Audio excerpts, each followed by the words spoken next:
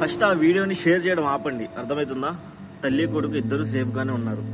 Okay, తనేదో తనకున్న డిప్రెషన్లో తను అలా చేసింది, కానీ తల్లి కొడుకు ప్రెజెంట్ ఇప్పుడైతే క్షేమంగానే ఉన్నారు, వాళ్ళు హ్యాపీగానే సేఫ్గా ఉన్నారు. ఓకేనా?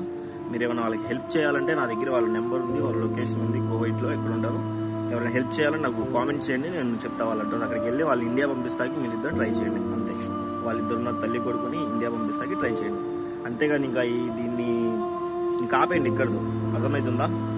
అమ్మాయి అలా పబ్లిక్లో వచ్చి చెప్పుకోవడం అమ్మాయిది ఎంత తప్పు ఉందో అక్కడ అబ్బాయిది కూడా అంతే తప్పు ఉంది.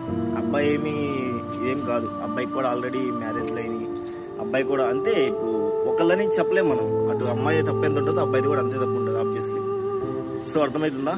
ఇది వాళ్ళ పర్సనల్ పరం, వాళ్ళు చూసుకుంటారు. తను పబ్లిక్గా వీడియో పెట్టింది కాబట్టి రియాక్ట్ అవ్వాల్సి వచ్చింది, మనందరం కలిపి. అర్థమైంది? నేను కూడా రియాక్ట్ అవ్వాల్సి వచ్చింది. ఇది ఇక్కడితో ఆపేసండి.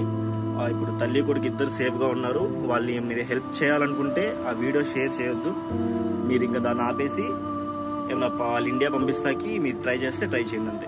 హెల్ప్ చేయండి వాళ్ళు ఇండియా పంపిస్తాకి. నేను కామెంట్లో మీరు నా మెసేజ్ చేయండి, నేను వాళ్ళ నెంబరు వాళ్ళ అడ్రస్ నేను పెడతాను.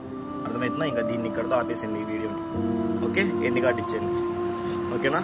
వాళ్ళు చూసుకుంటారు, ఇంకా అయిపోయింది. తను వీడియోలో పబ్లిక్గా పెట్టింది కాబట్టి రియాక్ట్ అవ్వాల్సి వచ్చింది. అర్థమవుతుందా? అక్కడ అబ్బాయిది కూడా ఎంత తప్పు ఉందో అమ్మాయిది కూడా అంతే తప్పు ఉంది. దీన్ని ఇక్కడితో ఆపేయండి ప్లీజ్, అర్థం చేసుకోండి. ఓకేనా? ప్రస్తుతానికైతే వాళ్ళిద్దరు తల్లి కొడుకు సేఫ్గా ఉన్నారు. Okay, bye.